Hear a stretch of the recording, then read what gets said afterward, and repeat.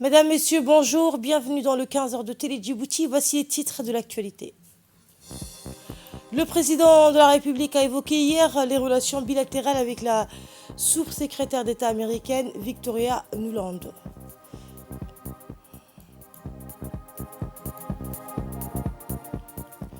Et la cérémonie de lancement de l'étude de prévalence du cancer du sein et de l'utérus s'est tenue dans l'amphithéâtre de l'UNFD. Et un groupe de sénateurs démocrates et républicains a annoncé hier un accord sur plusieurs mesures de renforcement du contrôle des armes à feu aux États-Unis. Bonjour et merci de nous accueillir chez vous. Le président de la République, Ismaël Omar Guelleh, a reçu dans l'après-midi d'hier au Palais de la République la sous-secrétaire d'État américaine aux affaires politiques, Victoria Nuland, à la tête d'une importante délégation issue des principales institutions publiques des États-Unis. La visite de Mme Nuland à Djibouti s'inscrit dans le cadre d'une tournée que la responsable américaine effectue dans plusieurs pays d'Afrique. L'audience entre le chef de l'État et la sous-secrétaire américaine a tout d'abord porté sur l'état des relations d'amitié et de coopération entre les deux pays et les deux peuples. Les discussions ont ensuite été étendues à l'évocation des partenariats stratégiques que les deux nations entretiennent dans une série névralgique de domaines dans la défense et la sécurité. Le choix porté sur Djibouti pour abriter la principale base militaire des États-Unis dans le continent noir est l'illustration parfaite du caractère privilégié que les deux pays entretiennent dans le domaine de la défense.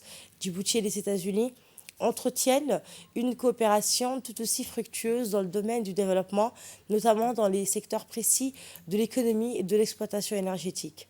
Outre les relations bilatérales, l'audience entre le président Guelleh et la sous-secrétaire d'État américaine aux affaires politiques servit de cadre d'échange et de concertation sur les principaux dossiers à l'ordre du jour dans la région.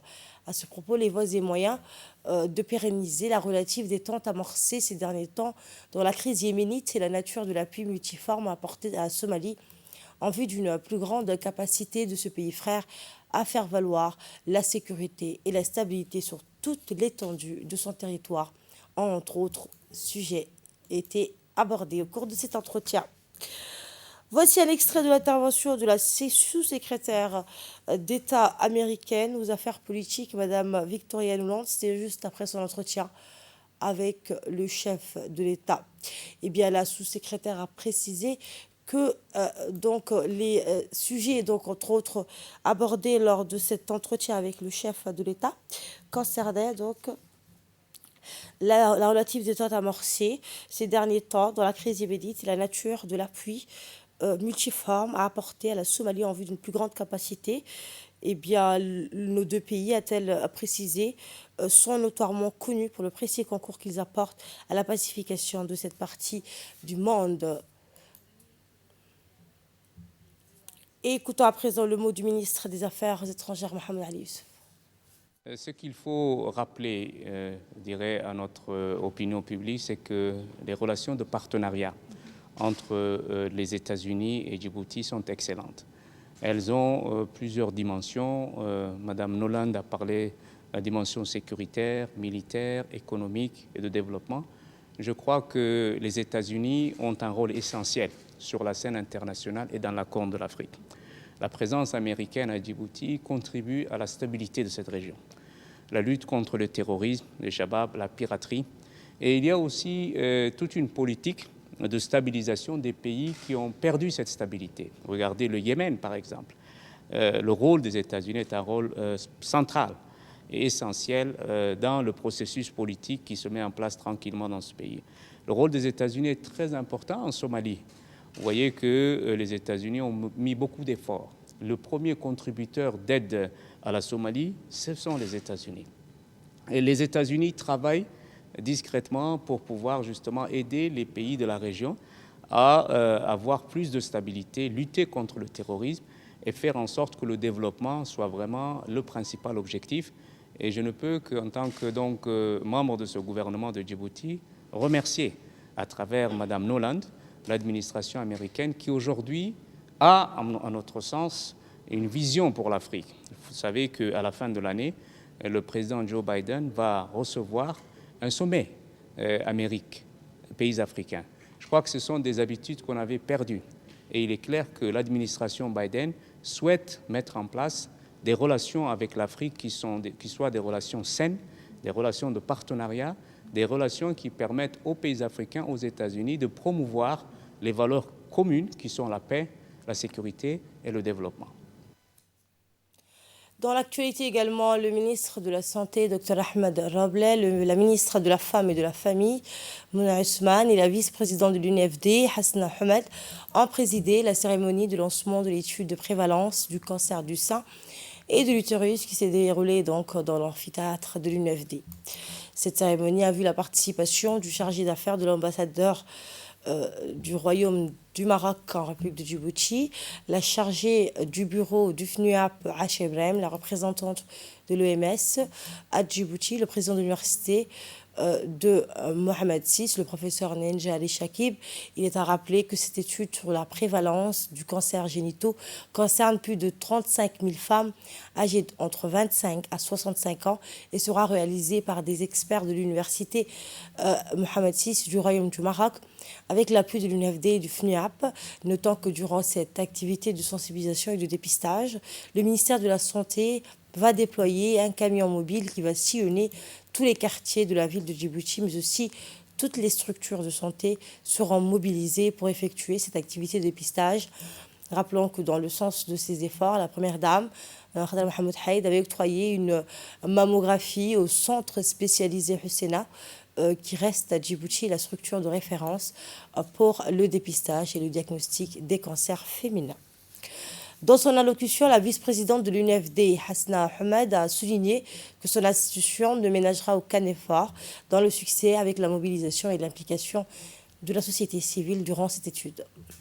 C'est un honneur pour moi de vous recevoir ce matin au sein de notre auguste siège et vous souhaite la bienvenue à l'occasion de cet atelier de lancement de l'étude de prévalence de cancer du sein et du col de l'utérus.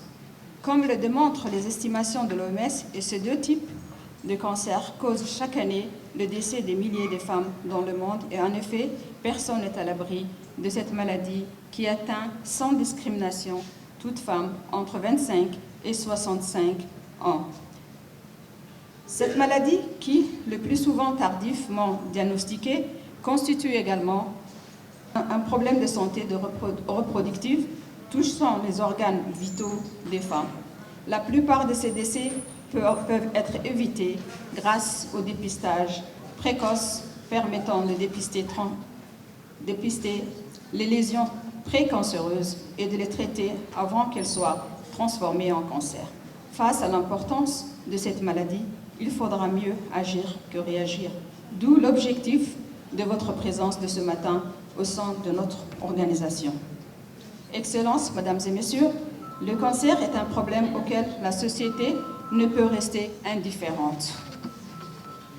Marraine de la lutte contre le cancer, notre présidente et première dame de notre pays, son Excellence Khadra Mohamed Haïd, soucieuse du bien-être de la Djiboutienne et sensible aux douleurs auxquelles sont confrontées les femmes exposées à ces maladies. La ministre de la Femme et de la Famille, Mme Mouna Ousmane, a indiqué que le cancer est l'une des maladies les plus graves auxquelles les femmes djiboutiennes peuvent être confrontées et les seuls moyens, c'est le dépistage et le traitement précoce. La session des discours officiels s'est donc clôturée avec l'allocution du ministre de la Santé qui a souligné que le dépistage précoce du cancer peut faire une différence significative dans la capacité des femmes à recevoir le traitement dont elles ont besoin pour combattre le cancer. Voici un extrait de son intervention. Je suis très content d'être là pour le lancement de cette étude de prévalence sur le cancer du sein et le cancer du col de l'utérus. Comme vous savez, ces deux pathologies constituent un problème de santé publique. Ces deux maladies sont en train de passer la première cause de mortalité chez la femme. l'année 2020, l'année 2022, le centre Husseina, qui se trouve à Hodon, a fait des dépistages. Sur presque 2000 dépistages que le centre a effectués durant l'année 2021, plus du quart, c'est-à-dire environ plus de 700 femmes avaient des lésions cancéreuses du col de l'utérus. Et lorsque vous avez ce stade du cancer, à Djibouti, il n'y a rien à faire. On ne peut rien faire. Et je ne parle pas du cancer du sein. Chaque jour, on dépiste des femmes qui ont du cancer du sein et de cancer du col de l'utérus. Donc c'est un problème de santé publique. C'est un problème de nos populations. Et il faut qu'on, nous, responsables, gouvernement, avec à sa tête le président de la République, Al-Hajj Ismaïl Omar Guelleh, nous devons répondre, nous devons trouver des solutions à ces problèmes-là. Comme vous savez, le cancer fait partie des maladies non transmissibles. Nous sommes en train de travailler et de mettre en place une stratégie et un plan d'action pour lutter contre les maladies non transmissibles de façon générale. À la une également, au signe d'amitié vis-à-vis du peuple djiboutien, les forces françaises stationnées à Djibouti ont offert aujourd'hui un don de vélo et des conservateurs à glace à la Fédération djiboutienne du cyclisme afin d'encourager ses efforts visant à favoriser l'épanouissement du talent de la jeunesse djiboutienne. La cérémonie est organisée au gymnase du lycée d'État de Djibouti. Outre la secrétaire générale du département en charge des sports, Khadija Ibrahim Idriss, et plusieurs autres responsables et membres de la Fédération djiboutienne de cyclisme et du département en charge des sports. La journée a vu la participation du lieutenant-colonel Fouine, représentant le général de division du Pan, le commandant des forces françaises stationnées à Djibouti, ainsi que le capitaine Hamani Romain, responsable des actions civilo-militaires. La secrétaire générale du secrétariat d'État chargée des sports, Khadija Ibrahim Idriss, n'a pas manqué de remercier les forces françaises stationnées à Djibouti pour les efforts consentis pour leur soutien à l'endroit des sportifs djiboutiens. Officiellement, le don de matériel et équipements au soutien de la Fédération djiboutienne de cyclisme est une véritable fierté pour les forces françaises stationnées à Djibouti. C'est un acte important qui témoigne de notre profonde amitié avec votre pays et ses habitants. Par ce projet, nous concrétisons notre volonté d'œuvrer à l'épanouissement et au développement de vos enfants. Ils sont le renouveau, la pérennité et la continuité. Leur réussite dans tous les domaines, y compris celui du sport, est donc un enjeu majeur pour votre pays. La pratique du cyclisme reste rare, car il y a un vrai manque d'équipements sportifs. Il apparaissait donc nécessaire pour nous d'y remédier d'une certaine manière par ce don de matériel, qui permettra un entraînement de qualité, sans oublier le matériel nécessaire à la préparation des futurs événements, d'autre part, afin de promouvoir ce sport de bien belle manière. Mesdames, Mesdemoiselles, Messieurs, le cyclisme est un sport individuel, mais ce projet de développement est collectif. Ce sera le résultat d'engagements personnels que certains ont déjà et vont porter à cœur dans le futur.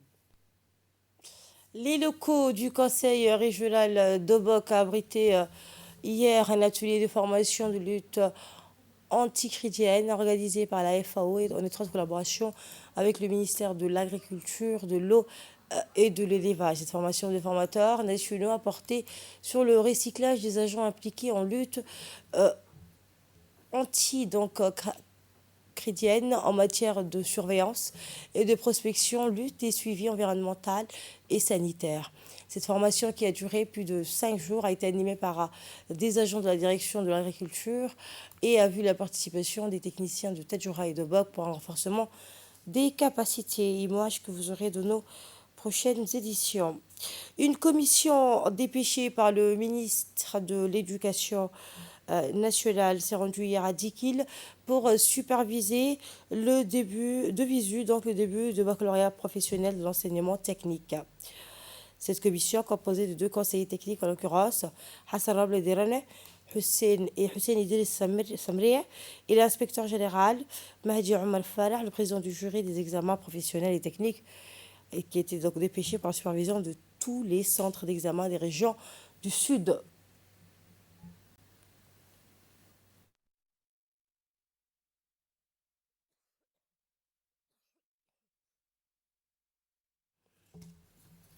Et bien après les salutations d'honneur avec les deux préfets, Adam Dral Moussa et Moussa Adan Miguene, les présidents respectifs des deux régions des conseils régionaux, la commission conduite par le préfet s'est dirigée vers les centres d'examen, comme vous le voyez à l'image, pour observer le bon déroulement des épreuves du baccalauréat professionnel.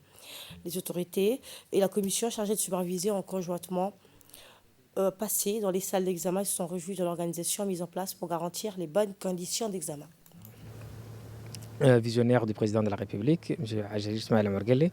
Donc, à l'instar du bac général, le bac professionnel se déroule également dans les régions. Dans la région de Dikil, nous avons deux séries cette année. Il s'agit de l'AC, de l'administration et comptabilité, et également de baccalauréat professionnel énergétique qui se déroule ce matin même et qui continuera jusqu'à la semaine, si Dieu le veut, Inch'Allah, alhamdulillah. Donc tout se déroule dans de très bonnes conditions. Les salles, les préparatifs ont très bien été. Il s'agit également d'une préparation qui a continué depuis le commencement du bac général. Donc je dis à toute l'équipe qui a été mobilisée par le ministère de l'Éducation, par le ministère de la Décentralisation, par la région elle-même, je dis à tout le monde, bravo, c'est un pari réussi, le pari de la décentralisation des examens. C'est un pari réussi et cela démontre que nous pouvons y aller en toute confiance dans les autres challenges qui nous attendent, Inch'Allah. Le baccalauréat professionnel ont commencé ce matin à l'échelle nationale. C'est la première fois et la première année que tous les élèves passent dans leur centre et dans leur établissement respectif, dans le cadre de la décentralisation. Alors jusqu'à présent, tout se déroule très très bien ici à Dril. Les sujets ont été ramenés dès hier et distribués ce matin à l'heure prévue. Donc jusqu'à présent, il n'y a pas d'anomalie. Il n'y a pas grand-chose à signaler. Sinon, nous avons à féliciter toute l'équipe présente ici, à commencer par Monsieur le Préfet, qui a géré depuis hier nos remerciements au nom du ministre de l'Éducation nationale et les représentants de l'ADEC qui ont vraiment géré la partie logistique.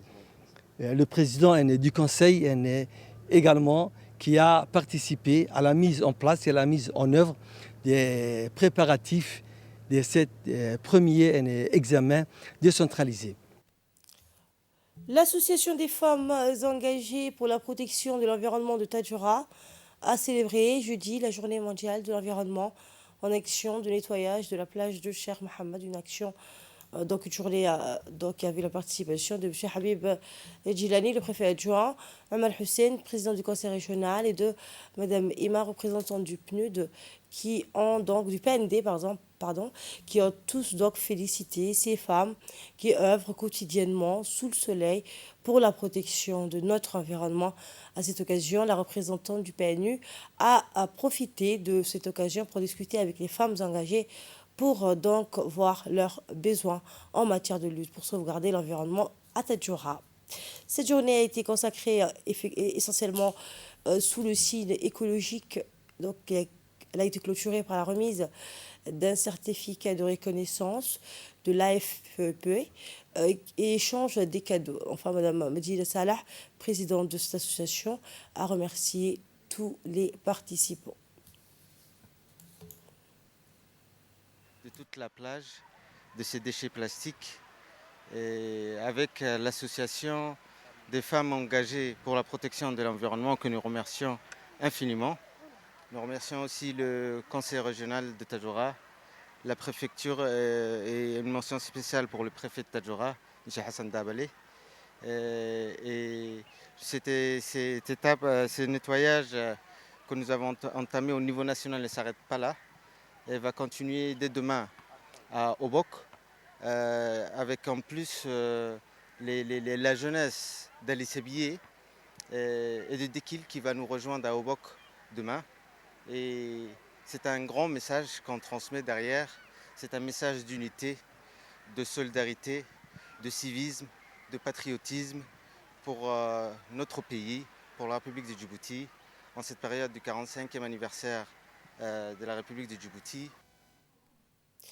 Et ces soirées culturelles en l'honneur de la commémoration du 45e anniversaire de l'indépendance nationale dans les CDC de quartier 5, Al-Hiba, Nguela et quartier 4, dans le cadre des activités en l'honneur de cette célébration du 45e anniversaire.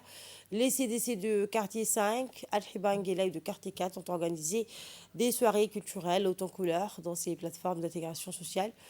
Eh bien, ces événements se sont déroulés en présence du président de la commune de Bel'as, d'élus locaux, des membres du conseil communautaire Ivra des CDC, des responsables du ministère de la Jeunesse et de la Culture, des notables et des personnes influentes des quartiers, ainsi que plusieurs dizaines de jeunes issus des zones susvisées. Et dans l'actualité internationale, aux États-Unis, des sénateurs trouvent un accord à minima pour limiter l'accès aux armes à feu. Un groupe de sénateurs démocrates et républicains a annoncé hier un accord sur plusieurs mesures de renforcement du contrôle des armes à feu aux États-Unis. Le compromis qui sera soumis au vote au Sénat demeure en deçà des réformes réclamées par Joe Biden après de nouvelles tueries. Un accord de principe rare, mais à minima. Lancé après la fusillade d'Uvalde qui a fait 21 morts dans une école primaire du Texas, fin mai, l'initiative parlementaire prévoit plusieurs cas de figure, des limitations de l'accès aux armes pour des personnes jugées dangereuses, avec la vérification des antécédents judiciaires et psychologiques pour les acheteurs d'armes âgés de 18 à 21 ans, le renforcement de la sécurité des écoles, un meilleur contrôle de la vente illégale d'armes, ainsi que le financement de programmes de soutien et d'aide psychologique. L'accord met en avant le soutien par le gouvernement fédéral de loi État par État qui permettrait donc de retirer des mains de personnes jugées dangereuses les armes qu'elles possèdent. Et le président américain Joe Biden a immédiatement salué des avancées importantes, même si elles n'incluent pas tout ce qui est nécessaire pour sauver des vies. Et c'est tout pour cette édition de la rédaction. Merci à vous de l'avoir suivi.